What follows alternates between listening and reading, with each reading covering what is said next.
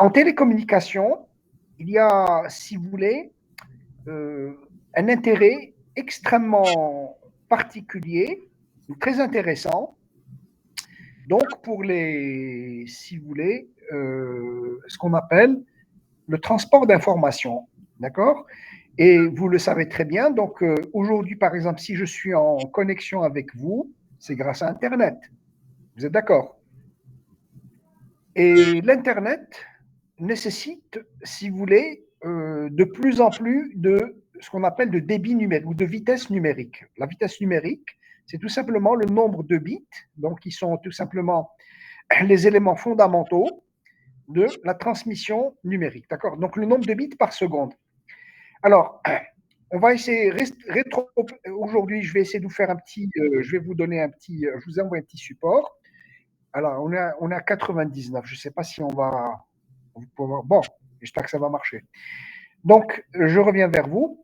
Donc, la, la transmission, la transmission à très haut débit que nous connaissons actuellement, et c'est là l'ultime, si vous voulez, objectif auquel je vais arriver ou je vais aboutir à la fin du semestre, c'est de vous montrer exactement quelle est la technologie qui est actuellement déployée pour pouvoir, si vous voulez, acheminer toutes ces quantités d'informations, donc de points géographiques vers des points géographiques, ou bien d'un point géographique vers des utilisateurs, etc. C'est-à-dire comment faire de la distribution, comment faire de la transmission. Alors quand je dis transmission, il s'agit par exemple de réseaux étendus, c'est-à-dire ce qu'on appelle des backbones. C'est-à-dire quand vous allez, par exemple, d'un pays à un autre pays, ou bien d'une très grande agglomération vers une autre agglomération, etc. D'accord? Et lorsqu'on parle de distribution, c'est lorsque vous allez dans ce qu'on appelle un terminal de ligne, et que vous allez vers des abonnés, vers des modems. D'accord? Et là, on utilise actuellement une technologie qu'on appelle la transmission par fibre optique. D'accord? Alors, avant de rentrer dans le détail, qu'est-ce qu'une fibre optique, comment c'est fait, comment ça fonctionne, etc. Quelles sont ses propriétés, qu'est-ce qu'on peut, comment peut-on la configurer, etc. Eh bien, on va tout d'abord voir un petit aperçu sur l'histoire de, si vous voulez, comment est-on arrivé et comment est arrivée naturellement l'idée de déployer justement ces fibres optiques. C'est-à-dire que ce n'est pas arrivé comme ça, si vous voulez, de manière accidentelle, mais il y a eu une évolution. Il y a eu une évolution dans l'histoire des télécommunications avec un accroissement donc, ce qu'on appelle de la demande en transport d'informations. Et ce faisant, donc, on a été amené un jour, les gens ont été amenés à réfléchir, à développer les systèmes de transmission par fibre. Alors, ce qu'il faut savoir, c'est que on est arrivé vers les années 50, à peu près la fin des années 50, début des années 60, on a commencé un petit peu à réfléchir à cette façon de transmettre l'information. Mais simplement, si vous voulez, les premiers ou les premières générations de systèmes de transmission par fibre ne sont pas ceux que l'on utilise aujourd'hui. D'accord? Il y a une évolution. Il y a une évolution, il y a des systèmes de première, deuxième, troisième, quatrième génération, etc. Donc aujourd'hui, nous sommes, si vous voulez, face où on utilise des systèmes extrêmement évolués. D'accord? On utilise des systèmes avec une technologie extrêmement évoluée. D'accord? Alors, je vais essayer de partager avec vous. Là, on est à 97 contributeurs. Bon, je crois, c'est le max. Hein. Alors, je vais partager avec vous le document que je vous ai envoyé ce matin. Est-ce que tout le monde l'a reçu? Oui, Sinon, monsieur. Oui, monsieur. Oui, monsieur. Très bien. Bon, ben, au fur et à mesure, je vais vous envoyer des chapitres en PDF. On essaiera de faire des petits exercices d'application. D'accord? Bon, le module découverte, alors, il y a en réalité le module, ce n'est pas un module découverte, hein. Si vous réfléchissez bien, c'est un module qui est fondamental pour les télécommunications. Mais en licence, on vous l'introduit comme module découverte. Bon, je ne sais pas pourquoi. C'est ainsi. Mais je vais essayer quand même de vous donner quand même, disons, l'essentiel, ou si vous voulez, on va dire les fondamentaux, d'accord, de la transmission par fibre optique. OK? Alors, avant d'aborder la problématique à proprement dit, alors voilà comment je vais vous dire un petit peu comment je vais organiser le module. D'accord? Qu'on a comme une idée. Donc, aujourd'hui, on va essayer de parler un petit peu de l'aspect historique, etc. Comment est-on arrivé, etc. Bon, c'est un petit peu de l'histoire. C'est un petit peu de l'histoire des télécommunications qui met en relief un petit peu si vous voulez, l'aboutissement au système, comment on est arrivé un jour à concevoir les systèmes de transmission utilisant les fibres optiques, qu'on appelle aussi également, ce sont des guides d'ondes, qu'on appelle guides d'ondes circulaires diélectriques. D'accord? Bien, alors, et qui ont des propriétés extrêmement intéressantes. Donc, qu'est-ce que je voulais vous dire? Le deuxième chapitre, je vais vous donner ce qu'on appelle les concepts de base, c'est-à-dire comment fait-on actuellement, parce que, bon, quand on dit transmission, bon, comme ça, naïvement, vous allez dire, voilà, je vais prendre un module émetteur, un module de réception, et je vais, entre les deux, je vais raccorder avec un câble à fibre optique ou une fibre optique. Donc, ça, c'est effectivement la chose la plus naïve qu'on puisse un petit peu imaginer.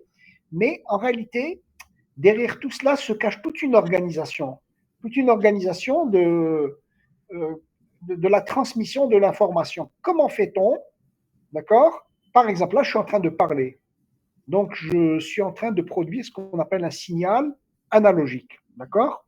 Mais en réalité, ce qu'on va véhiculer dans des fibres, ce ne sont pas des signaux analogiques, mais ce sont des signaux numériques. Donc, il y a tout un ensemble d'étapes qui sont préalablement réalisées avant d'injecter ce qu'on appelle des signaux numériques à une certaine vitesse, bien sûr, un certain débit numérique, à travers la fibre. Bon, ben, évidemment, vous allez faire une deuxième étape qui va être ce qu'on appelle la réception du signal, qui est accompagnée d'une opération qu'on va appeler la démodulation, d'accord? La démodulation numérique pour reconstituer, en fin de compte, les signaux analogiques, d'accord? C'est-à-dire là, je suis en train de m'adresser à vous, je suis en train de parler, mon signal est capté par un microphone, etc., etc. Donc, il y a toute une série d'étapes, d'accord, qui font que, eh bien, il y a une numérisation du signal, etc. Et puis, si vous voulez, le signal va à un moment donné transiter à travers des câbles à fibre optique qui sont déployés ici dans la région. Par exemple, là où on se trouve tous, dans la région, par exemple, d'Alger. D'accord? Et forcément, le signal va arriver vers vous. Et le signal, quand il arrive vers vous, il est démodulé, etc. Et vous allez récupérer, là, ce que vous êtes en train d'entendre, ce n'est pas du signal numérique, mais c'est à nouveau du signal analogique. C'est de la parole. D'accord? On peut faire la même chose avec des images, vous faites la même chose avec. D'accord?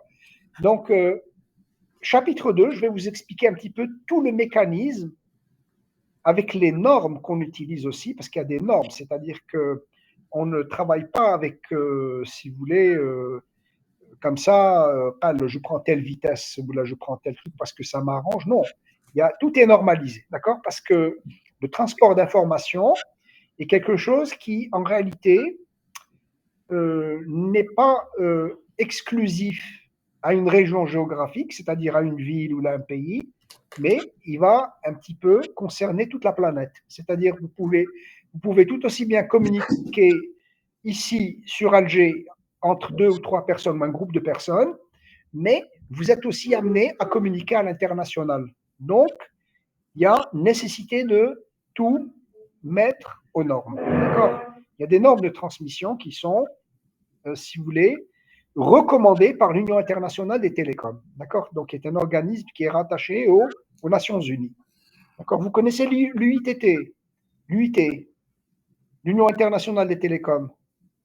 On vous en a parlé ou pas en deuxième année? Oui, Oui, oui. monsieur. Très bien. Donc, on obéit un petit peu aux recommandations. D'accord? Quand on parle de normes, je vous explique, hein, c'est pour ne pas faire la confusion.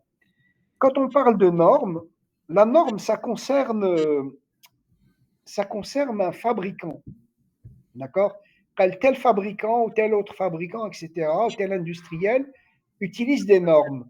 Mais les normes qu'il va mettre, si vous voulez, qu'il va utiliser, eh bien, ce sont des normes qui sont suite à des recommandations. Les recommandations, elles sont établies par l'Union internationale des télécoms. C'est-à-dire, voilà ce que fait l'UITT avec une branche de standardisation. Qu'est-ce qu'ils disent? Les gens à l'UITT, voilà comment on recommande de fabriquer tel type de codec, tel type de composant, tel type de guidon, tel type d'antenne, tel type, etc. C'est-à-dire tout est catalogué, d'accord? Et tout est minutieusement recensé avec des recommandations. Les fabricants, c'est eux qui vont suivre les recommandations pour exactement produire des composants ou bien des câbles, ou bien tout ce que vous voulez, des modules de transmission qui sont aux normes, donc recommandées par l'Union internationale des télécoms. D'accord? Et c'est dans un souci d'interopérabilité, justement, quand vous achetez un composant en Chine, eh bien, vous pouvez tout aussi bien l'installer en Algérie, en Tunisie, en Italie, en Allemagne, etc. D'accord? Il est valable partout. OK? C'est compris. Si vous achetez des fibres optiques, eh bien, ces fibres, elles sont aux normes internationales. Vous pourrez aussi bien les utiliser en Norvège, en Allemagne, en Italie, en Algérie, au Nigeria, etc. D'accord? Donc, tout est absolument, voilà, tout est aux normes. Bien, là où nous sommes à 100. C'est très bien. Donc, là, c'est le chapitre 2. Je vais un petit peu vous parler de tout ça. Chapitre 3, on va commencer à aborder le concept de base, parce que l'élément clé, c'est la fibre optique. Et vous allez voir qu'il y a des composants aux extrémités qu'on appelle donc des photoémetteurs et des photorécepteurs. Évidemment, il n'y a pas que ça. Vous avez toutes sortes d'éléments électroniques en amont et en aval. Donc, il y a des filtres, il y a plein de choses. Hein, d'accord? C'est des systèmes, du point de vue électronique, qui sont quand même relativement complexes. Alors, mais là, ce qui nous intéresse, c'est quand même le fondamental. Alors, on va ensuite aborder donc les différents types de fibres, c'est-à-dire les fibres dites multimodes. On va voir qu'elles sont inintéressantes, mais bon, on va en parler parce qu'elles existent. Et évidemment, ce qui est utilisé et déployé à travers le monde, on appelle la fibre monomode, c'est-à-dire qui transporte le signal ou le flux lumineux, donc qui véhicule le signal, suivant un seul mode de résonance, d'accord? C'est-à-dire suivant une seule trajectoire lumineuse à l'intérieur du... D'accord? On verra un petit peu toutes ces problématiques. Bien. Ensuite,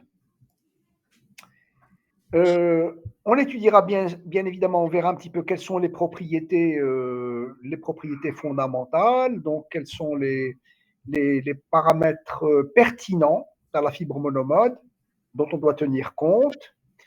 Et puis, évidemment, on essaiera de voir un petit peu, j'essaierai de vous faire une petite simulation pour vous montrer comment marche un petit peu un système de transmission avec une fibre monomode. Et on va voir un petit peu aussi quelle est la limitation en débit. C'est-à-dire que quand vous avez réalisé un système de transmission à base de fibre monomode, eh bien, il faut savoir que ce système-là, eh bien, il est limité. C'est-à-dire que vous ne pourrez pas dépasser une certaine vitesse de transmission. Il y a la vitesse actuelle, c'est autour de 10 gigabits par seconde. Alors, bon, ça vous semble énorme. C'est-à-dire c'est 10 puissance 10 bits par seconde. Ça paraît énorme en termes de vitesse de transmission.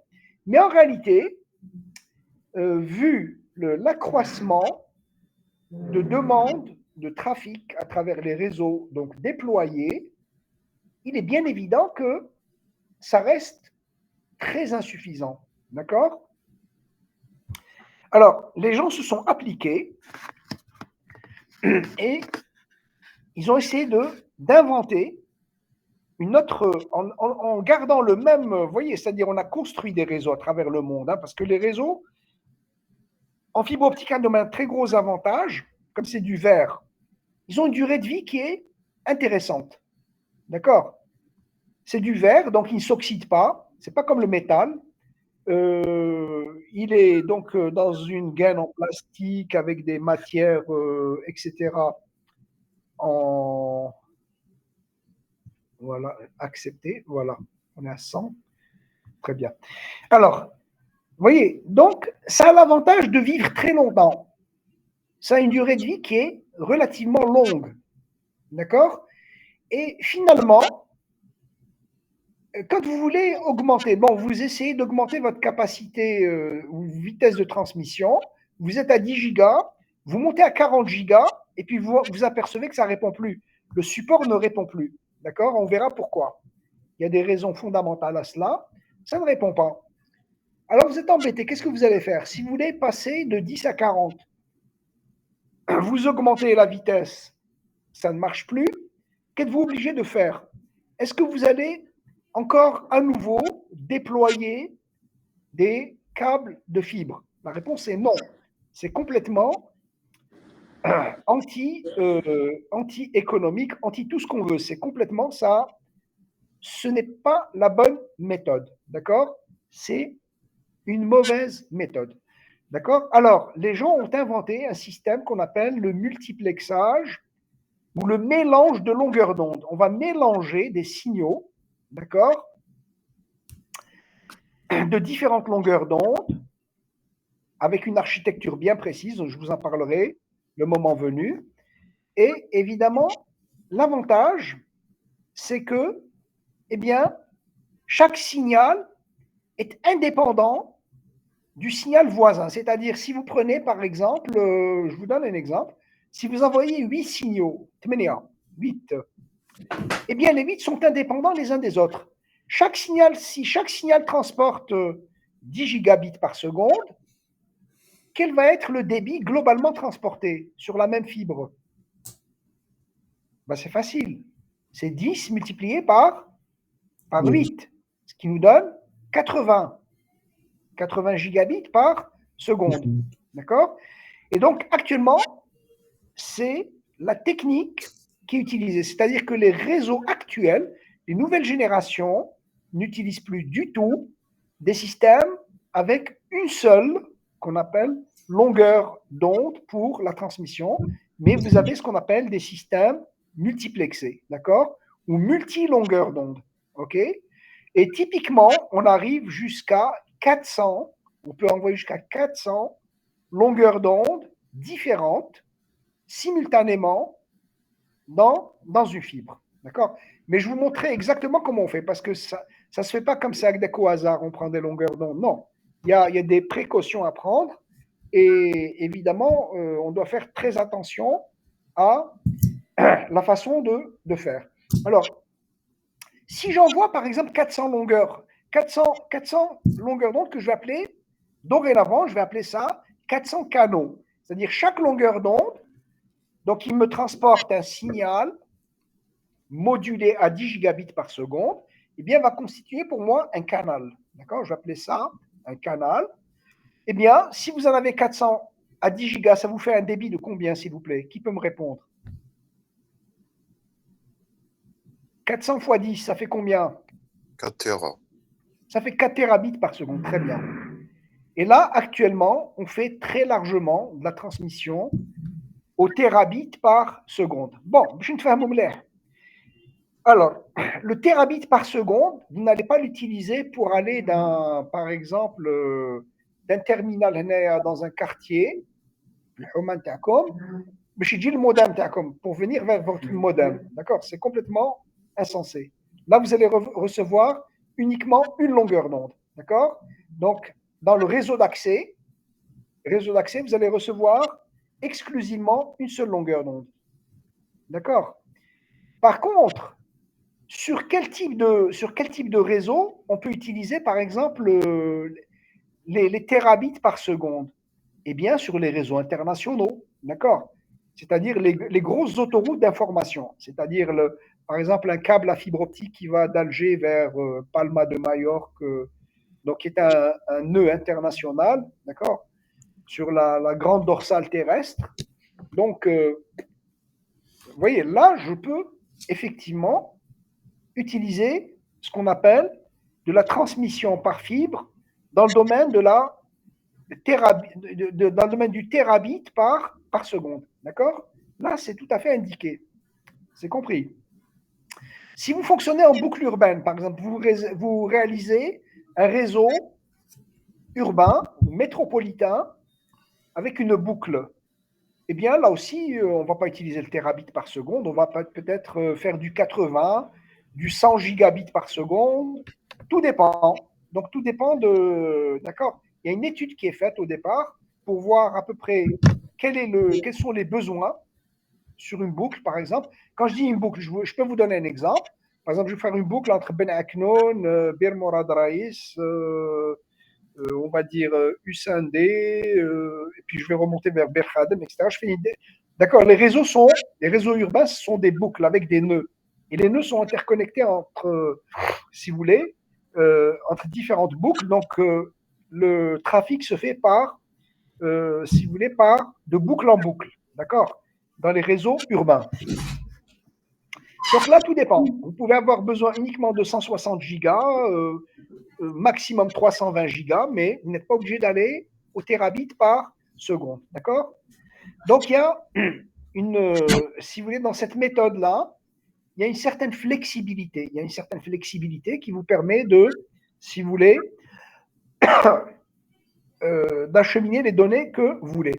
Donc, voilà un petit peu là où je souhaite aboutir, c'est de vous parler de ces systèmes qu'on appelle WDM, Wavelength Division Multiplexing, donc utilisent les mélanges de longueurs d'onde, d'accord? Et évidemment, j'aimerais également vous parler des réseaux d'accès qu'on appelle réseaux FTTX ou FTTH, d'accord? C'est-à-dire, c'est une autre technologie qui est utilisée et qui met en jeu donc les supports à fibre optique. Et dans les fibres justement qui sont utilisées en réseau local, elles ont une particularité. Elles fonctionnent ce qu'on appelle en bidirectionnel. D'accord? Elles fonctionnent en bidirectionnel. Donc, il faut savoir une chose. Quand vous avez un réseau étendu, par exemple, vous allez d'Alger vers quelque part, vers une autre ville, eh bien, les fibres ne fonctionnent pas en régime bidirectionnel. C'est-à-dire que vous avez un câble qui fait le sens aller, qui va aller de A vers B, d'accord? Donc, il va d'Alger vers la ville petit b. Et dans l'autre sens, il y a un deuxième câble qui fait le chemin inverse, c'est-à-dire ce qu'on appelle les liaisons, d'accord? C'est-à-dire que les liaisons montantes et descendantes sont assurées par des câbles différents. Ils fonctionnent dans les mêmes normes en termes de fréquence ou de longueur d'onde, d'accord? Par contre, si vous utilisez une fibre, si vous recevez une fibre vers vous, je ne sais pas, je pense que parmi vous, il y a des gens qui ont accès à l'Internet par fibre optique. Vous avez des modems optiques à la maison. Vous avez une seule fibre. D'accord? Vous m'écoutez? Est-ce qu'il y a parmi vous des gens qui reçoivent l'Internet par fibre? Oui, monsieur. Très bien. Alors, vous avez combien de fibres vers votre modem? Allez-y, mademoiselle Messaoudi. Une seule, très bien. Alors, quand vous communiquez dans combien de sens? Dans le sens, vous recevez et vous émettez. Vous êtes d'accord? Oui, monsieur, exact. Alors, comment se fait-il que vous utilisez une seule fibre pour utiliser ce qu'on appelle une communication dans le sens descendant et dans le sens montant? C'est-à-dire, voilà, je vous explique. Vous faites ce qu'on appelle une communication dans le sens descendant, c'est-à-dire l'information vient vers vous, d'accord? Et dans le sens montant, c'est vous qui envoyez des informations vers le réseau. Alors, allez-y, mademoiselle Messaoudi, dites-moi.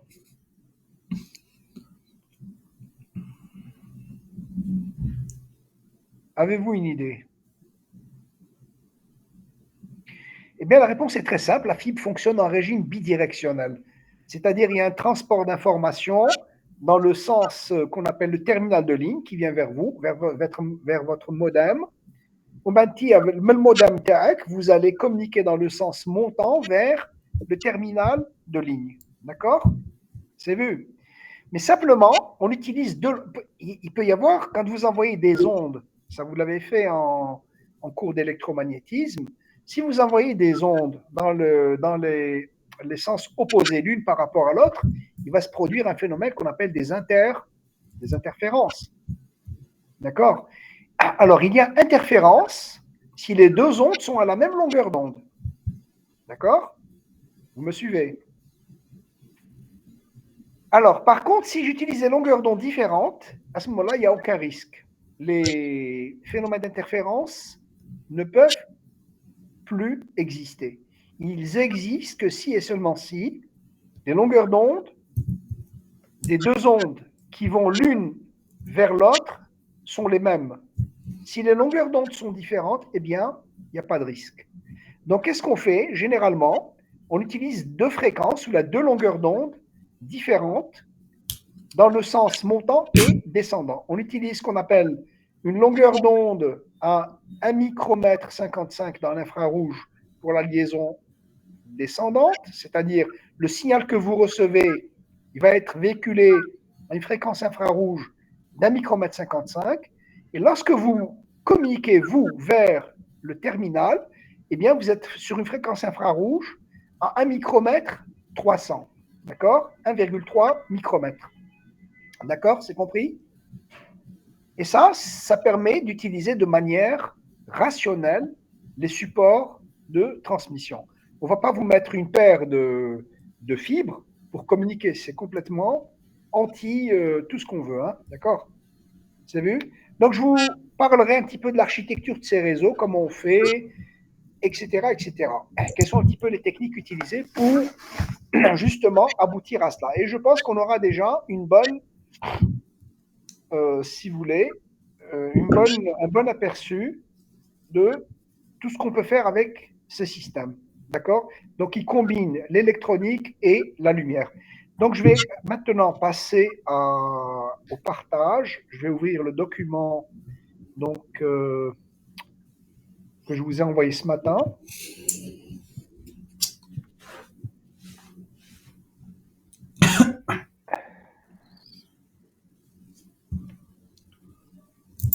Une petite minute, j'ouvre juste le document. Voilà, c'est bon. Parfait. Très bien. Alors, je viens vers vous. On va partager.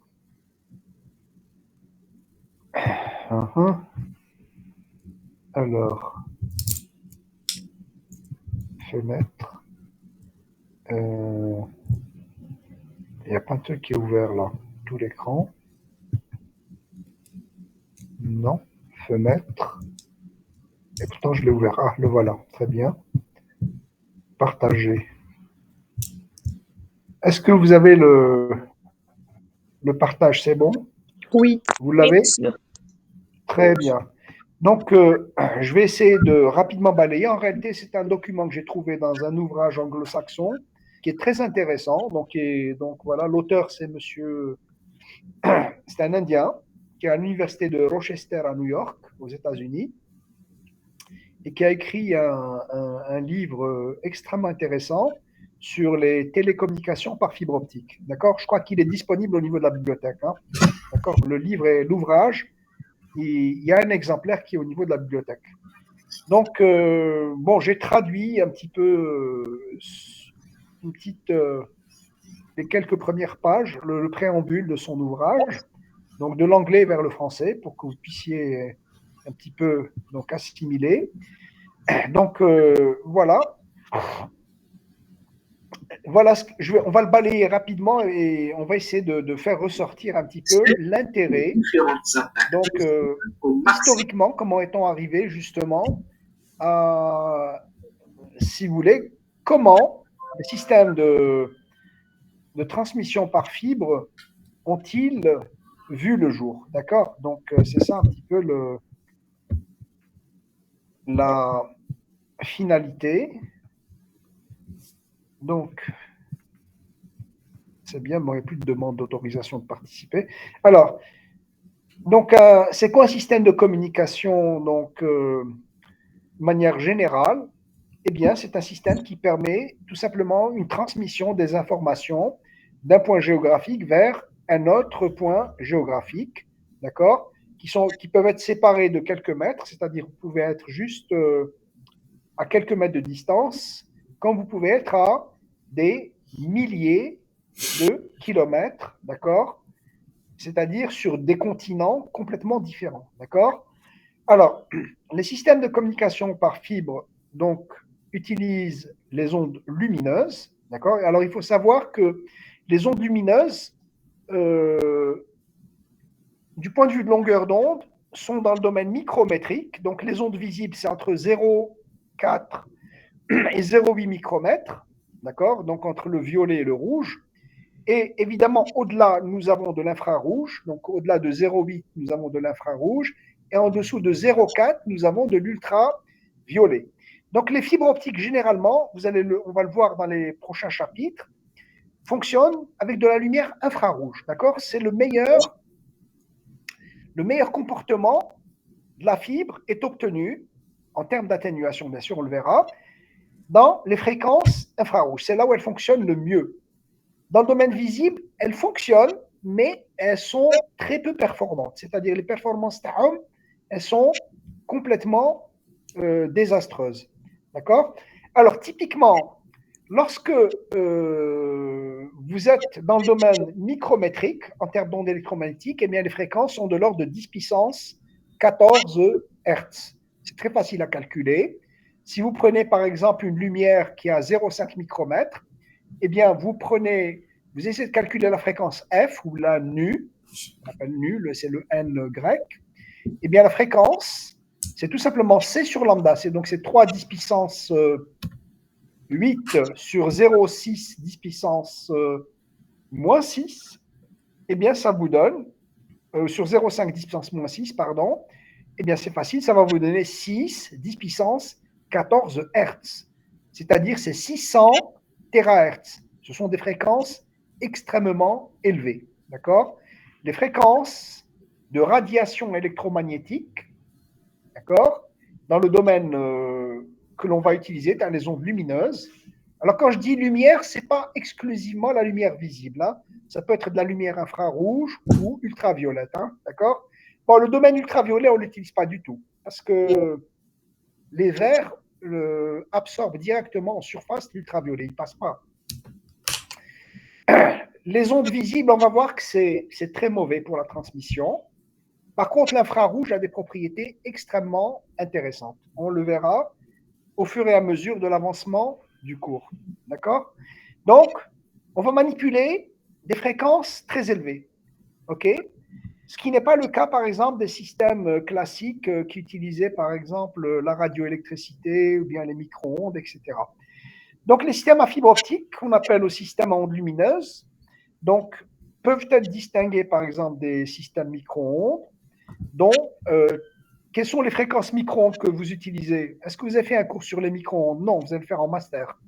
Eh bien, dans les micro-ondes, on est dans le domaine du gigahertz. On est entre 1 à peu près jusqu'à une vingtaine de gigahertz. On est dans ce qu'on appelle la gamme micro-ondes. On met progressivement, quand vous dépassez la vingtaine, vous allez vers les trentaines de gigas et vous commencez à monter jusqu'à 100 gigahertz, vous êtes dans le domaine des ondes millimétriques. D'accord. C'est ce qu'on appelle les bandes millimétriques qui sont actuellement utilisées dans les systèmes de transmission sans fil. D'accord.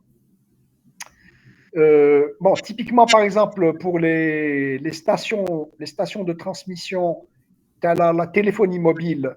Vous savez très bien qu'on utilise des ondes centimétriques.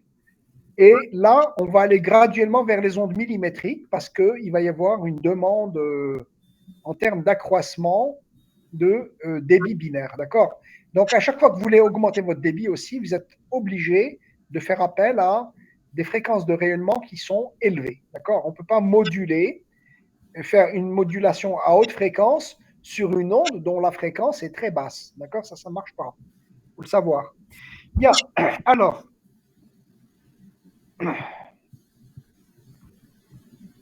les systèmes à fibre optique ont commencé un petit peu à être déployés commercialement dans le monde à partir des années 1980. D'accord? Alors, évidemment, les systèmes de fibre optique ne fonctionnent pas toutes seules. C'est-à-dire que, on le verra un peu plus tard, vous êtes obligé aussi d'avoir un développement de l'électronique qui va avec. C'est-à-dire le développement des composants qui vont être amenés à vous convertir des signaux électroniques en signaux de lumière et inversement, ceux qui vont vous convertir les signaux de lumière en signaux électroniques. C'est-à-dire qu'il y a ce qu'on appelle des composants aux extrémités des supports à fibre optique. Et là, l'électronique doit suivre aussi. Hein, d'accord? Donc, c'est un tout. Hein. Ce n'est pas uniquement le. D'accord. Et puis, il faut l'électronique rapide pour le filtrage, etc. Donc, ce n'est pas uniquement. La fibre en elle-même est très intéressante, mais il lui faut tout un environnement pour fonctionner. C'est-à-dire qu'elle ne peut pas fonctionner toute seule. D'accord? Bien, alors on va aller sur un petit peu un aspect. Et donc, c'est ça qui a permis un petit peu, si vous voulez, d'utiliser ce qu'on appelle. On a vu apparaître graduellement ce qu'on appelle les différentes générations de systèmes de transmission par fibre. Donc, c'est aussi lié à l'évolution de tous les dispositifs électroniques qui accompagnent la fibre. Donc la fibre à elle seule, ben, c'est un guide d'onde, c'est un élément passif, mais il lui faut tout un environnement pour fonctionner correctement. Bien. Alors, si vous voulez, un petit peu d'histoire. Donc, la lumière a toujours été utilisée pour communiquer, donc depuis l'Antiquité, etc. Et évidemment, donc, il y a eu déjà vers 1792, vers 1792, alors quelqu'un veut participer, on va lui donner la main. Voilà, allons-y. Très bien, on est à 100 participants. Bien, alors je reviens rapidement vers le document. Alors il y a ce qu'on appelle le télégraphe optique, d'accord, en fait, qui permettait, et ça a été développé en Europe vers les années, la fin du XVIIIe siècle, donc vers 1792. Donc c'est donc un certain Claude Chappé qui a développé ce système-là. En fait, c'est un système mécanique où les gens utilisaient la vision et il y avait des codes donc, qui étaient envoyés. Vous voyez, il y a des petits codes avec des symboles. Et donc, ils envoyaient comme ceci des informations et puis elles étaient transmises de point en point, d'accord? Avec ce qu'on appelle en utilisant la visibilité directe, c'est-à-dire les gens, c'est un système archaïque, hein, extrêmement archaïque, et quand même qui a permis d'envoyer des informations comme ceci, par exemple, sur des distances de 200 km, d'accord? Et donc, ça a été un petit peu l'ancêtre du télégraphe qui a été ensuite développé vers 1830, c'est-à-dire le télégraphe électrique qui utilisait les petites impulsions, d'accord, qui faisait office de code, d'accord. Donc l'idée était de tout simplement d'envoyer des petits symboles avec des petits dessins avec donc vous voyez, il y en a comme vous pouvez le voir, par exemple une lettre F, une lettre E, c'est un T, un D, c'est un T un petit peu penché, le F, comment il est fait, etc. Et donc, ils envoyaient des lettres pour envoyer tout simplement juste des petites informations. Mais là, vous vous rendez compte que c'est extrêmement laborieux pour envoyer des informations. Et ça prend énormément de temps. Et le système communique, donc, si vous voulez, d'une petite. De point en point, c'est-à-dire il y a un bonhomme qui va émettre, celui qui est en visibilité directe va le voir, il va l'observer, il va capter son information, il va la reconstituer, il va l'envoyer au point suivant, etc.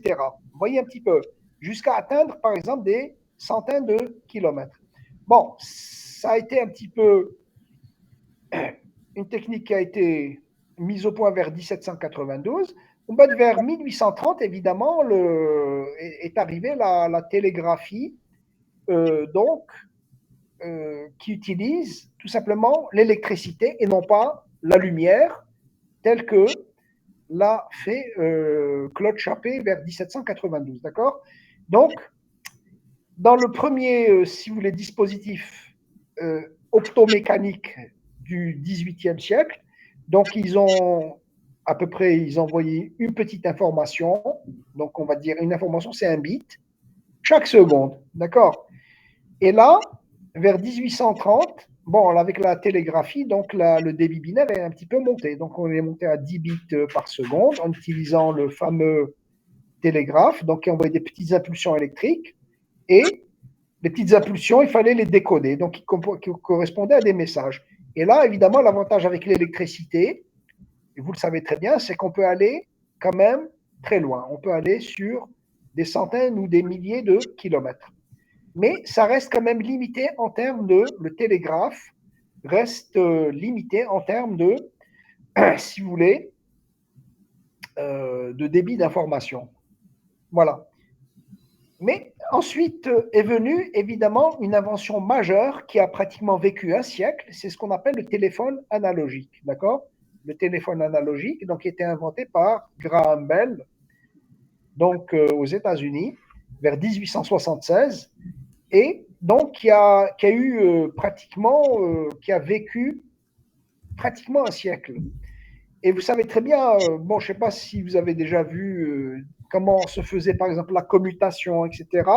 La commutation, par exemple, bon, ils utilisaient une seule ligne, par exemple, il n'y avait pas une grande, si vous voulez, possibilité en termes d'utilisateurs sur un câble téléphonique. Il fallait attendre que l'opératrice vous donne la main, donc il y avait une commutation, d'accord, il fallait demander d'avoir la ligne, d'accord. Ça se passe par exemple vers 1920, 1930, etc. Et puis il y avait des opératrices qui travaillaient, donc qui faisaient le switch, qui faisaient l'opération de tout simplement de multiplexage temporel. Donc je donne la ligne à un utilisateur, il est en train de parler, donc dès qu'il termine, je lui débranche la ligne, je branche le prochain utilisateur, etc. Donc c'était un travail. D'accord, il y avait des opératrices qui faisaient manuellement le dispatching. Donc, bien évidemment, les choses ont évolué. Hein, d'accord, ça a évolué quand l'électronique un petit peu a commencé à se développer vers la fin des années 40, après la Deuxième Guerre mondiale. D'accord. Et évidemment, on s'est également intéressé donc à cet aspect-là, donc de commutation, de passage de la commutation, si vous voulez, manuelle à la commutation électromécanique. On est allé graduellement, quand on a commencé à numériser ce qu'on appelle le service téléphonique, à une numérisation. Là, les choses sont rentrées vraiment, vers les années 70, on est rentré dans si vous voulez, l'ère un petit peu de la téléphonie moderne, hein, d'accord. Mais il faut savoir que la téléphonie a connu quand même, si vous voulez, euh, bon, un aspect un peu archaïque au départ. Donc, c'était pas quelque chose. Bon, on arrivait à propager du signal analogique, mais ça ne se faisait pas de manière aussi intense qu'on peut l'imaginer aujourd'hui. Là, vous avez par exemple, à l'échelle de la planète, vous avez des milliards de personnes qui peuvent communiquer simultanément, ce qui est extraordinaire. Ce n'était pas le cas il y a, je dirais, peut-être un siècle en arrière. C'était un luxe. Pouvoir avoir une communication téléphonique, c'était vraiment quelque chose de. Donc, si vous voulez, la communication téléphonique était peut-être réservée d'abord prioritairement aux services, par exemple aux hôpitaux, aux pompiers, à la police, etc. Donc, qui avaient un réel besoin de communiquer rapidement, d'accord, avant que ça ne devienne quelque chose, si vous voulez, qui atteigne le grand public, d'accord. Mais c'est arrivé avec le temps, voilà. Alors, ce qu'il faut savoir par contre, c'est aussi l'évolution des systèmes donc, de câblage qui ont été utilisés, donc tour à tour les câbles coaxiaux, ensuite les systèmes micro-ondes, etc. Et donc, là aussi, il faut lire un petit peu le document. Donc, on voit un petit peu qu'on arrive à une augmentation de la capacité en termes de canaux vocaux, d'accord. Et mais ça reste toujours, si vous voulez, insuffisant par rapport à un marché ou là une demande qui est de plus en plus importante, d'accord. Donc, par exemple, dans les systèmes micro-ondes, qu'on appelle également système hyperfréquence, donc autour de 4 GHz, donc on a mis par exemple en service en 1948, d'accord, donc après la Deuxième Guerre mondiale, donc on a pu, si vous voulez, comme ceci, augmenter le nombre d'utilisateurs, mais toujours est-il qu'on est resté un petit peu sur quand même notre fin, c'est-à-dire on n'a pas pu satisfaire toute la demande possible et imaginable, d'accord. Alors, vers les années ensuite 70, eh bien, on a réussi encore à augmenter un petit peu les performances des systèmes de télécommunication, donc en utilisant des câbles coaxiaux de nouvelle génération, etc. Donc on a augmenté. Donc il faut savoir que quand on bascule vers les années 70, on ne parle plus de signal analogique, mais on va parler de signaux numériques. On a déjà commencé la numérisation des signaux téléphoniques. Et là, on ne parle plus de canaux vocaux, mais on va parler de bits par seconde, d'accord. On va parler de bits par seconde. Et évidemment, voilà, je vais un petit peu vous parler d'un deuxième point qui est aussi, par exemple, entre les câbles coaxiaux et les systèmes micro-ondes, un des gros avantages qu'on peut tirer des systèmes micro-ondes, c'est simplement l'espacement de ce qu'on appelle les points de régénération. Il faut savoir, par exemple, que quand vous utilisez des câbles coaxiaux, vous êtes amené, par exemple, à mettre des répéteurs à des points très rapprochés. C'est-à-dire que le signal s'atténue très rapidement et vous êtes obligé de remettre ce qu'on appelle des régénérateurs, donc de régénérer le signal, de l'amplifier, etc., pour le réenvoyer vers comment dire, la section suivante, c'est-à-dire le parcours kilométrique suivant. D'accord. Donc, là, je vais vous en parler aussi quand on va un petit peu aborder les fibres. Alors, donc, voilà. Alors, il y a un paramètre qui est très important en télécommunication, je vais vous en parler très souvent, c'est ce qu'on appelle le produit. Alors, soit bande passante fois la longueur, ou bien débit binaire fois la longueur. D'accord. Ce qui est à peu près équivalent. Alors, c'est quoi le produit débit binaire fois longueur? Eh bien, c'est la chose suivante. Ça veut dire que si vous voulez augmenter votre débit, et ça c'est valable dans tous les types de supports de transmission, même les fibres optiques, c'est valable partout, c'est une règle générale. Quand vous augmentez votre débit, eh bien, votre longueur, votre portée de transmission diminue.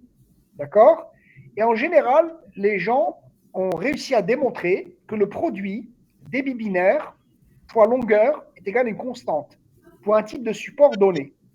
C'est-à-dire que si je prends un câble coaxial ou là, je ne sais pas, un guidon de micro-ondes ou bien je prends une fibre optique, etc., eh bien, suivant le type de support que j'utilise, eh bien, j'ai le produit B fois L qui est toujours égal à une constante.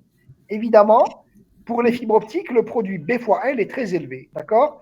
Donc, généralement, on le calcule soit en gigabits par seconde fois kilomètre, ou bien en gigahertz fois kilomètre. D'accord? C'est-à-dire un équivalent bande de signal. D'accord? C'est une bande qu'on appelle une bande de transmission. Bien. Alors, quelle est la moralité de ce truc-là? Eh bien, c'est que, tout simplement, si vous regardez la figure qui est donc donnée ici, on voit une évolution, d'accord?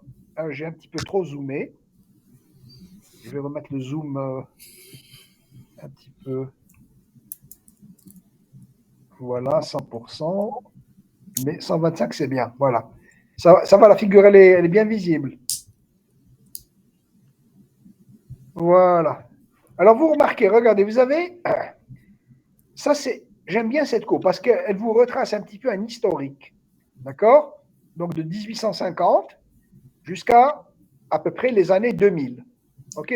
Bon, vers les années 2000, pratiquement, la technologie de transmission est arrivée à maturité. C'est-à-dire, c'est pratiquement les systèmes qu'on utilise aujourd'hui, c'est quasiment l'aboutissement technologique auquel sont arrivés un petit peu les chercheurs et les grands laboratoires vers les années 2000, 2005, 2010. Hein, d'accord? Voilà, donc je vous explique. Et là, vous avez, regardez, en ordonnée, vous avez ce qu'on appelle le produit B fois L, donc en bits par seconde fois kilomètre. Donc, ce que je vous disais tout à l'heure, c'est que, évidemment, ce produit-là doit être le plus grand possible. Et ce produit-là, il dépend du système que vous utilisez. D'accord? Alors, on voit ici, par exemple, pour le télégraphe, on est de l'ordre de l'unité. Hein, d'accord? On n'est pas très. Alors, c'est pas très reluisant. On est de l'ordre de 10 à peu près, bits par seconde. Donc, vous voyez. Alors, la téléphonie, ensuite, évidemment, a montré un petit peu une nette amélioration. La téléphonie par câble coaxial, mais qui utilise ce qu'on appelle les paires de fils en cuivre. Hein, d'accord? Vous avez ensuite les câbles coaxiaux. Là, on monte un petit peu à 10 puissance 4 à peu près, 10 puissance 5 bits par seconde fois kilomètre. Mais ça reste modeste. On a les micro-ondes. Et évidemment, ensuite, il y a la lumière. Mais la lumière, ce n'est pas la lumière, d'accord? C'est la lumière transportée par fibre. D'accord? Alors, là, on atteint à peu près ce qu'on appelle le gigabit par seconde fois kilomètre. Et en réalité, on va vers les dizaines de gigabits par seconde fois kilomètre. OK? Donc, ce qui est quand même très intéressant et qui permet quand même donc de transmettre, par exemple, on peut facilement transmettre 10 gigabits par seconde sur un parcours de 100 km sans difficulté. D'accord? Donc, ce n'est pas quelque chose qui est compliqué à atteindre pour une fibre optique. D'accord? Donc, typiquement, on peut monter vers à peu près donc 10 gigas par 100. On peut monter à peu près à des débits bande passante fois L, donc extrêmement intéressant. Mais ça reste quand même insuffisant vu la demande croissante en termes, si vous voulez, de débit. Évidemment, il ne faut pas oublier aussi, j'ai besoin en télécommunication, j'ai besoin d'envoyer du débit et j'ai besoin aussi de la portée de transmission. C'est très important. C'est-à-dire, le débit à lui seul est intéressant, mais je suis obligé de l'envoyer, de le véhiculer sur des milliers de kilomètres. D'accord? C'est ça un petit peu toute la difficulté. Alors, on atteint vers ce qu'on appelle, alors, pourquoi on met optical amplifier? Je vous explique. En réalité, je vous ai parlé tout à l'heure d'un système multi-longueur d'onde. Vous vous en souvenez? Je vous ai parlé d'un système multi-longueur d'onde. Et évidemment, la difficulté du système multi-longueur d'onde, ce n'est pas le fait de combiner les longueurs d'onde en soi qui est un petit peu embêtant, mais c'est surtout de les amplifier. D'accord?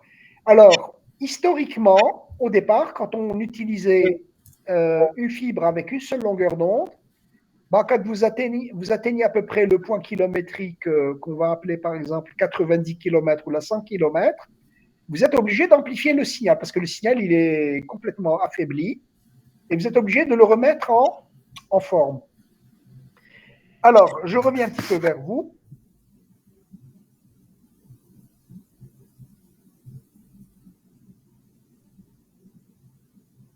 Alors, comment faire pour régénérer un signal? Avez-vous une idée? L'idée naturelle, c'est de faire quoi? Je vous écoute. Voilà, vous avez parcouru 100 km avec une seule longueur d'onde. La longueur d'onde, dès qu'elle va vous moduler un signal, vous allez avoir une modulation à 10 gigabits par seconde. C'est-à-dire vous allez avoir des trains d'impulsion très courts, d'accord, typiquement de l'ordre de 0,1 nanoseconde. Et bon, arrivé à 100 km, eh bien, l'amplitude des signaux va complètement, d'accord, va complètement, un petit peu, si vous voulez, d'accord, s'affaiblir. Alors, je suis obligé de régénérer, voilà. Oui, amplifier à la réception. D'accord, oui, oui, mais qu'est-ce qu'on fait exactement? Allez-y, continuez. Je vais récupérer le signal, je vais le reconvertir en courant. Allez, c'est l'opération naturelle, hein. Alors, je reconvertis en courant électrique, en signal électrique. Je mets un préamplificateur de charge, je mets un amplificateur de puissance. Je vais filtrer un petit peu le signal.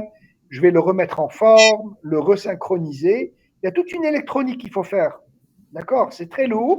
En fait, je le reconvertis à nouveau en signal lumineux. D'accord? Je vais le réinjecter dans un composant photoémetteur, d'accord, dans une diode laser, et puis je vais passer sur le deuxième tronçon de fibre. D'accord? Mademoiselle Gilali, c'est bien ça. Vous êtes d'accord? Alors, classiquement, c'est exactement ce qui se faisait. Au début des années, si vous voulez, les premières années à la fibre optique, c'est ce qu'on faisait. Mais c'est une solution qui est extrêmement lourde et très coûteuse. D'accord?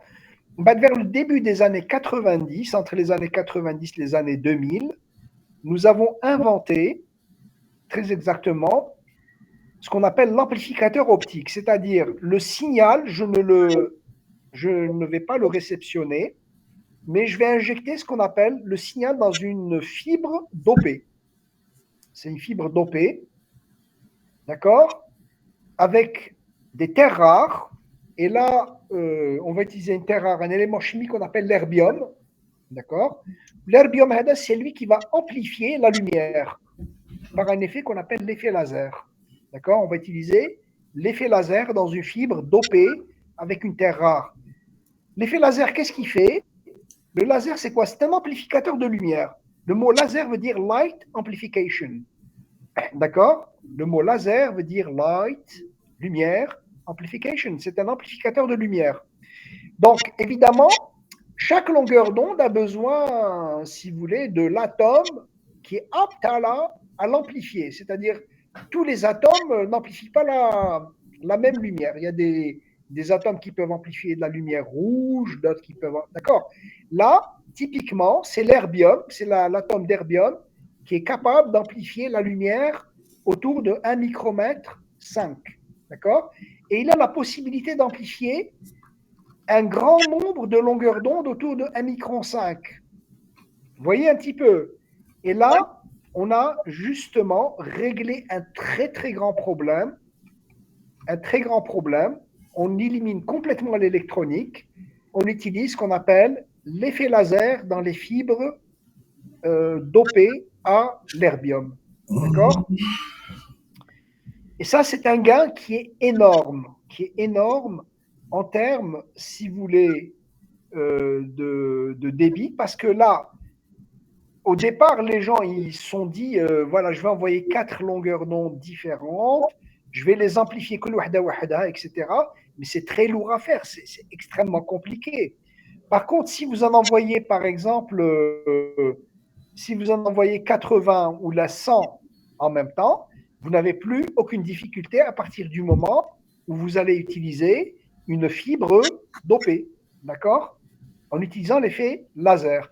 Et ça, c'est un des facteurs ou un des éléments qui ont permis un gain énorme en termes de débit de transmission.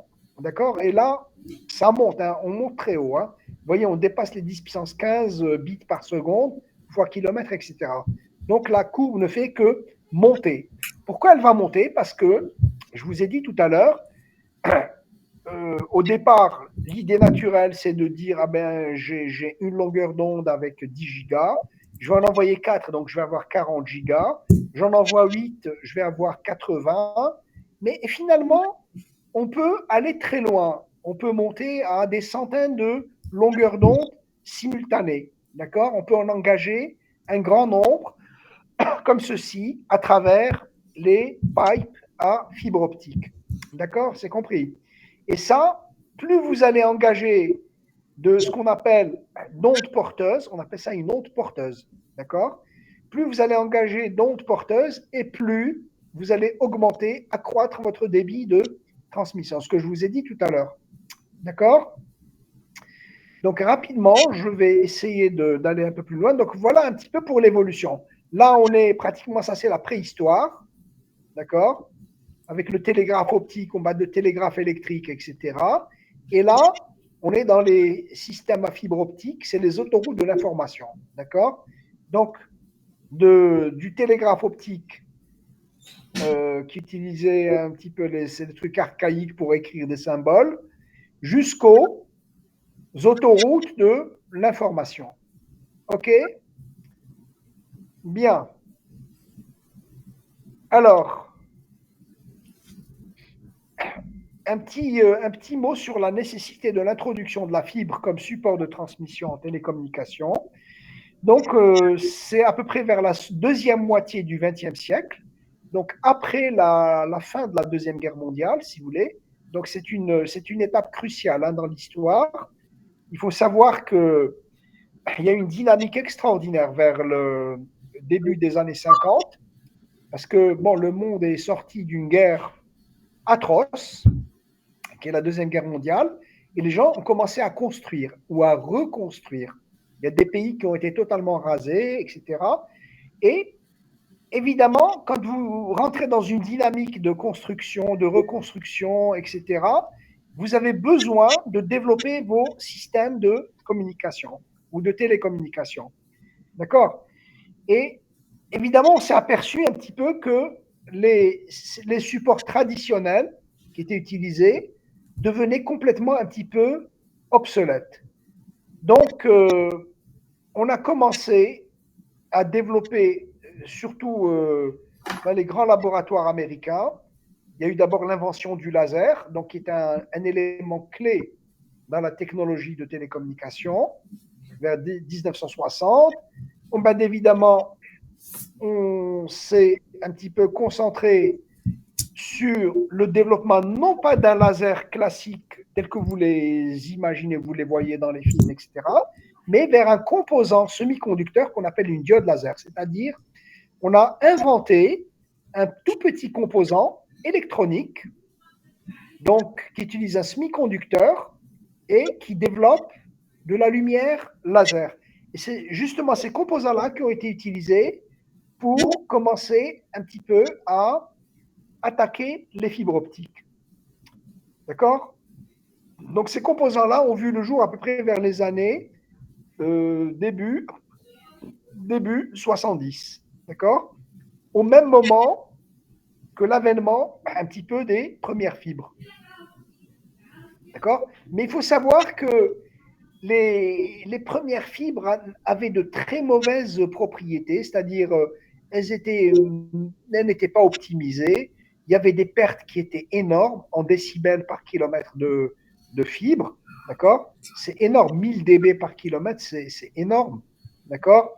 Et donc, si vous voulez, on a graduellement commencé à affiner un petit peu les process de fabrication, le concept de fibres, etc., pour aboutir à peu près vers les années 80 à des générations de fibres ou de systèmes à fibre optique qu'on appelle un système commercial, c'est-à-dire un système qu'on a pu, c'est-à-dire on est passé de la phase du laboratoire à la phase de déploiement, d'accord, sur le terrain. OK? Donc, voilà un petit peu aussi les débits binaires, l'évolution des débits binaires, tu as les fibres, donc du début des années 80 vers à peu près les années 2005, 2000, d'accord? C'est-à-dire à peu près, bon, entre 2025 et 2005, bon, il n'y a pas une avancée, c'est-à-dire pratiquement tout ce qui a été mis en place en 2005, c'est à peu près ce qui existe actuellement. D'accord? Il n'y a pas une avancée, si vous voulez, significative. Donc, le gros de l'évolution s'est fait à peu près entre 80 et à peu près le début des années 2000. Donc, sur une période à peu près de 25 ans. 2005, 85-2005.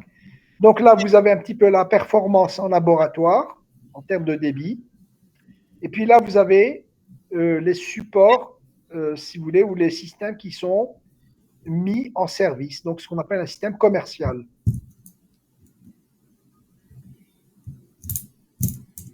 On appelle ça aussi, donc, ce que vous avez en bas, on appelle ça la capacité commerciale. Et en haut, les petits carrés, c'est ce qu'on appelle les prototypes de laboratoire. D'accord? Bien. Alors,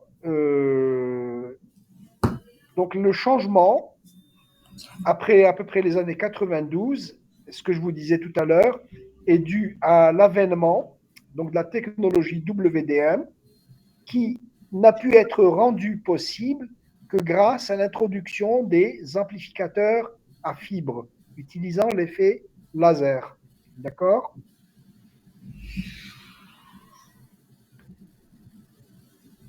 Bien. Donc là, on va essayer de voir à peu près aussi une évolution des systèmes. Donc on parle de génération. Donc dans les années 70, on a ce qu'on appelle les fibres multimodes qui fonctionnent dans le très proche infrarouge à 0,85, qu'on appelle fibres de première génération. Et là, on a atteint à peine, si vous voulez, en termes de débit par kilomètre, donc c'est extrêmement modeste. On verra pourquoi, je vous le montrerai en cours. On a essayé de développer une seconde génération qui sont les fibres à gradient d'indice. Et là aussi, bon, on a amélioré un peu les performances, mais on est resté un petit peu limité. Ensuite, troisième génération, on est passé vers les fibres dites monomodes, utilisant une longueur d'onde de transmission. Et finalement, pour atteindre les générations plus évoluées, tu as le système WDM, c'est-à-dire on va utiliser les systèmes multi-longueur d'onde. Et là, on voit nettement un accroissement donc, du produit débit binaire fois kilomètre. Et là, l'unité, c'est en gigabits par seconde fois kilomètre. Et vous voyez qu'on monte à on peut monter, si vous voulez, à des performances extrêmement élevées. On monte à 10 puissance 15 bits par seconde fois kilomètre très facilement. D'accord? Voilà, donc ça c'est un petit peu pour illustrer un peu l'augmentation et voir. Alors ce qui est intéressant, c'est que là-dedans, on va voir à peu près tout notre cours par chapitre va suivre un petit peu cette évolution. C'est-à-dire, on va commencer des fibres multimodes, la technologie à 0,85 micromètres, et on va monter graduellement. Vous allez voir comment évolue même le long du cours, hein, c'est-à-dire de chapitre en chapitre, vous allez voir comment on va monter justement en produit débit binaire fois L. Voilà, donc vous pouvez lire, hein, le document est très clair, il est très explicite. Bon, je l'ai bien travaillé. Alors, on vous explique très clairement, par exemple, l'introduction de la troisième génération, les systèmes d'ondes lumineuses donc, qui fonctionnent à 1 micron 55 ont été considérablement retardés donc, par une importante dispersion, etc. Bon, mais ça, je préfère ne pas en parler comme ça parce que il faut vraiment rentrer dans le vif, tu as les chapitres pour comprendre ces histoires de dispersion, etc. D'accord?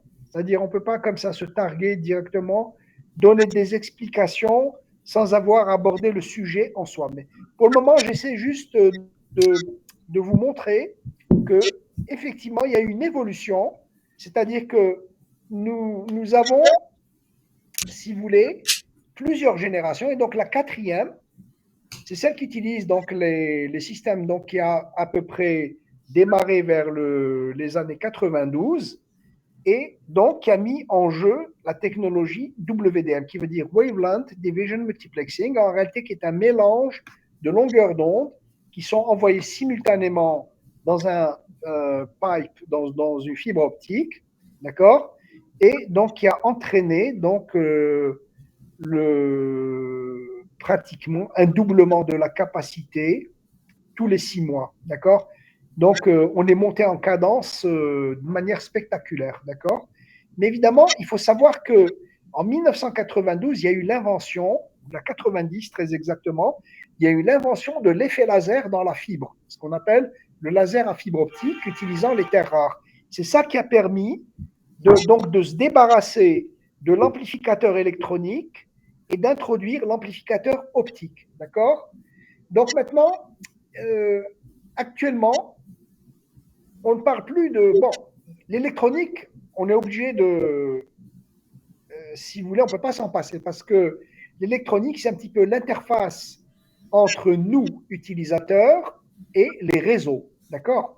Mais les réseaux, actuellement, si vous voulez, sont des réseaux qu'on appelle des réseaux tout optiques. C'est-à-dire, il y a uniquement de la lumière qui est mise en jeu. Donc, depuis le moment, à partir du moment où le module émetteur TX, photoémetteur, injecte du signal dans le réseau, eh bien, tout le reste, les opérations d'aiguillage, de routage, il y a ce qu'on appelle des routeurs optiques, vous avez plein de comptes, vous avez des filtres optiques, etc. Il y a une technologie de plus en plus développée et sophistiquée qui est mise en jeu dans les réseaux, d'accord, justement, pour éviter de convertir la lumière en courant. C'est-à-dire, la conversion n'a lieu qu'une fois le signal arrive vers l'utilisateur. On évite de convertir le signal de lumière en signal de courant, les étapes qu'on appelle des étapes intermédiaires, les étapes de routage, les étapes, d'accord. Donc on utilise maintenant ce qu'on appelle les routeurs optiques, les amplificateurs optiques, les filtres optiques, etc., les compensateurs de dispersion optique, etc. Il y a toute une technologie optique qui s'est développée de manière extraordinaire pour éviter la conversion, parce que la conversion, c'est très lourd. La conversion de lumière en courant et de courant en lumière, c'est extrêmement lourd et laborieux à faire, d'accord. Donc, on utilise une technologie actuellement qu'on appelle une technologie tout optique, d'accord, et qui permet un gain spectaculaire sur le plan économique. Il ne faut jamais oublier que, évidemment, à la clé, il faut savoir qu'il y a un paramètre qui est très important, c'est les budgets que vous allez utiliser, etc. Donc, d'accord. Il y a la technologie, mais il y a aussi l'aspect économique et commercial qui est très important.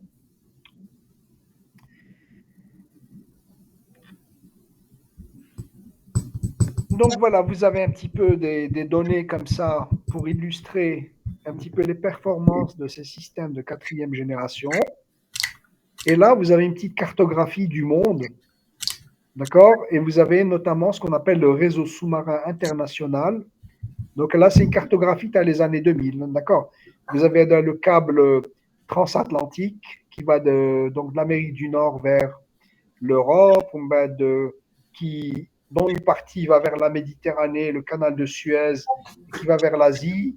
Vous avez de l'Asie encore des câbles transoceaniques qui vont vers l'Amérique, l'Australie, etc. Donc tout le monde, la planète entière est intégralement, si vous voulez, connectée en sous-marin par des fibres optiques. D'accord? Donc voici un petit peu euh, ce que vous avez, Henaya, donc comme possibilité. Donc, bon, là encore, les deux, on monte très largement à plusieurs terabits par seconde, hein, d'accord? Vous avez euh, des capacités extraordinaires en termes de transmission par fibre. Alors, ce qu'il faut savoir, c'est qu'en général, on n'envoie pas une seule fibre sous l'océan, mais ce sont des câbles, d'accord? Ce sont des câbles et sont des câbles qui contiennent plusieurs. Vous avez des câbles à 32, 64 fibres, etc. Donc vous avez énormément de. D'accord? Quand vous avez un câble, il y a énormément de fibres qui sont contenues dans ce câble. Donc là, en général, qu'est-ce qu'on fait? On raisonne, on produit un raisonnement sur une fibre, on voit quelles sont ses performances, etc. Et en fin de compte, on se dit, eh bien, quand on a un câble, eh bien, les performances sont à multiplier, d'accord, pour, si vous voulez, euh, la, la capacité du câble, d'accord? C'est-à-dire la capacité du câble est très largement supérieure à la capacité d'une fibre. C'est-à-dire si vous avez une fibre qui a une certaine capacité en termes de transmission, si vous prenez un câble qui contient 64 fibres, eh bien, vous allez avoir votre capacité qui sera multipliée par 64. D'accord? Ce qui est logique. Bien, donc, je voulais montrer un dernier petit point. Voilà, avant de vous libérer, parce que je crois que c'est bientôt l'heure.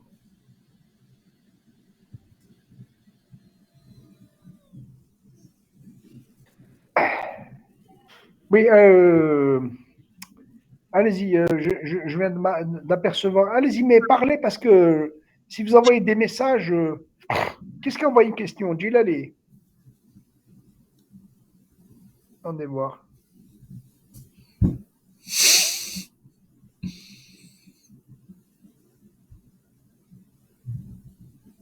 Ah, qui a déployé tous ces câbles? Ah, le microphone est HS. Mais vous entendez quand même. Bien. Alors, qui déploie? Alors, le déploiement des câbles, c'est important. Le déploiement des câbles, en réalité, c'est là quand vous êtes en, ce sont les opérateurs, d'accord? Ce sont des opérateurs. C'est une bonne question, hein, c'est une question très pertinente et qui est même à la fois, je ne sais pas si je vais pouvoir répondre à 100% à votre question. Et là, par exemple, si vous prenez le cas de l'Algérie, qui déploie des câbles à fibre optique en Algérie? Qui peut me dire? Allez-y, je vous écoute.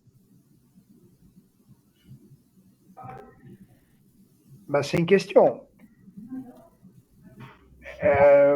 Alors, historiquement, c'est le ministère des Postes et des Télécommunications. C'est-à-dire, il n'y avait pas Algérie Télécom. Ben, le ministère des Postes et Télécommunications est devenu Algérie Télécom.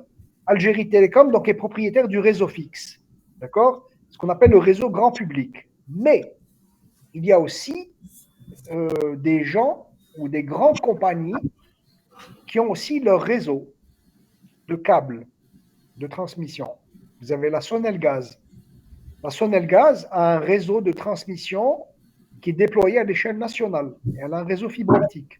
La Sonatrach, elle a son réseau fibre optique qui est déployé à l'échelle nationale. D'accord? Vous avez d'autres compagnies. Les compagnies de téléphonie mobile actuellement sont toutes propriétaires. Elles ont toutes déployé leur propre réseau Parce qu'au départ, qu'est-ce qui se passe? Alors, les réseaux, par exemple, tu as Ooredoo, Mobilis, Jay-Z, les trois opérateurs nationaux.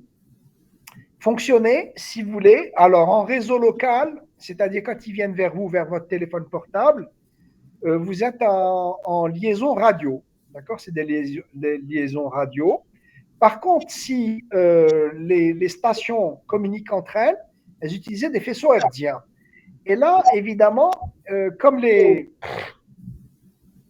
capacités peuvent être augmentées au niveau des stations radio avec le système CDMA, eh bien, automatiquement, la communication entre les stations doit pouvoir augmenter aussi. D'accord? C'est un petit peu la philosophie de l'évolution des systèmes de téléphonie mobile, donc utilisent aussi l'Internet comme service.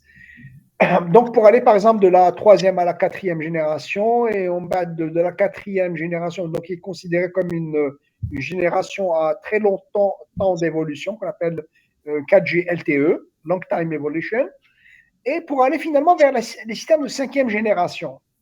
Et en fin de compte, on s'aperçoit que le débit qu'on doit engager entre les stations, eh bien, et qui est supporté par les faisceaux hertziens, eh bien, les faisceaux hertziens n'arrivent plus à supporter des débits pareils.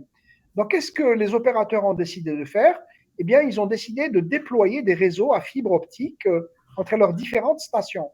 D'accord? Évidemment, là, le segment sans fil va rester uniquement le segment de réseau d'accès, c'est-à-dire entre l'utilisateur et les stations. D'accord? Vous avez compris? Donc, finalement, ce sont les opérateurs qui déploient leur propre réseau. OK? Et maintenant, à l'international, c'est plus compliqué parce que l'international, vous allez vous connecter. Alors, qu'est-ce qui se passe à l'international? En réalité, vous avez des points de raccordement internationaux, c'est-à-dire qu'il y a des points, des nœuds à l'international où on va vous demander de vous raccorder, de vous brancher.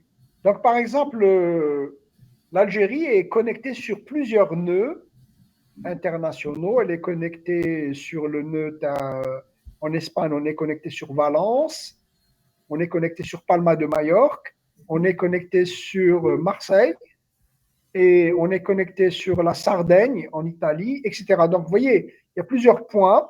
Donc là, c'est vous, c'est l'État, le pays qui va déployer son câble pour se connecter sur l'international. Et les autres pays font la même chose. C'est-à-dire les pays voisins ou riverains vont faire la même chose. Et comme ceci, donc, c'est une collaboration internationale. Tout le monde finit par se connecter sur un même réseau qu'on appelle un réseau fédérateur. C'est un réseau qui va supporter les débits de tous les pays. D'accord? Évidemment, vous avez des centres de routage internationaux qui sont énormes, qui vont un petit peu véhiculer les informations. Donc, c'est très compliqué comme architecture, hein, je vous le dis tout de suite. Ce n'est pas une architecture qui est facile à mettre en œuvre. D'accord, mademoiselle Gilali? Voilà. Alors maintenant, il y a justement les gens qui sont très riches. Vous avez bien fait de poser cette question. Alors, qui sont les gens qui sont riches?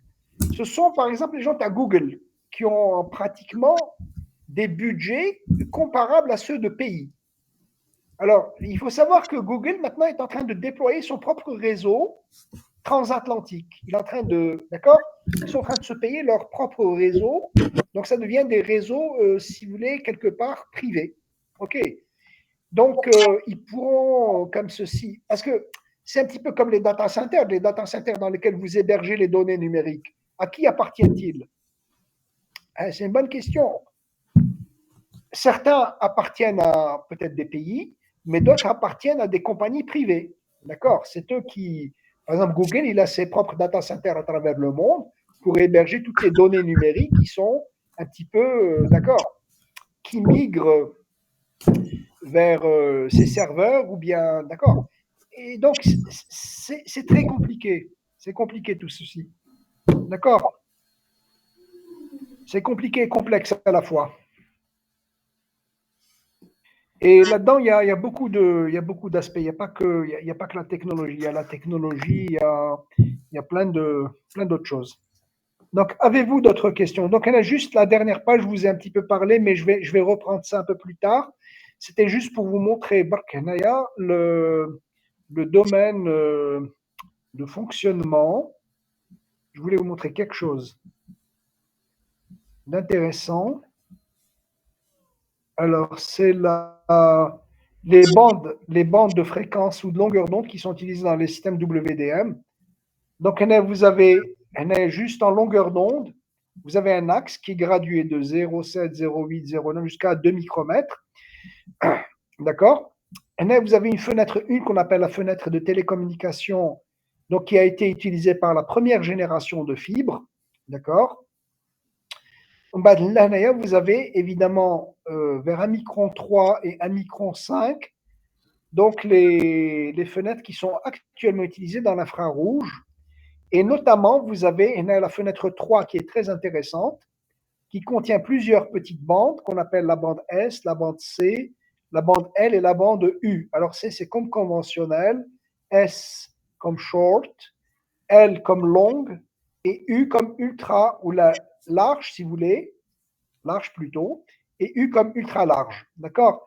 Et c'est là-dedans où on peut puiser les ressources fréquentielles dont on a besoin pour le domaine WDM, c'est-à-dire la technologie multilongueur d'onde ou longueur d'onde multiplexée. Eh bien, on va puiser les ressources fréquentielles là-dedans, dans ces bandes qui sont ici. Et c'est dans cette région-là où vous avez les amplificateurs à fibre optique, donc qui utilisent l'effet laser, qui fonctionnent très très bien. D'accord? Voilà. Donc c'est juste un petit peu pour le mot de la fin. Alors, il est quasiment 1h moins 5. Donc, si vous n'avez pas de questions, avez-vous des questions? Donc, aujourd'hui, c'est un petit peu un parcours, c'est une histoire. Comment? C'est une histoire de l'évolution, Yes. d'accord? De la télécommunication, donc pratiquement de la préhistoire vers 1792 jusqu'à à peu près notre ère, donc en 2025. Nous sommes à l'ère de l'Internet. D'accord? L'Internet haut débit. Avez-vous des questions?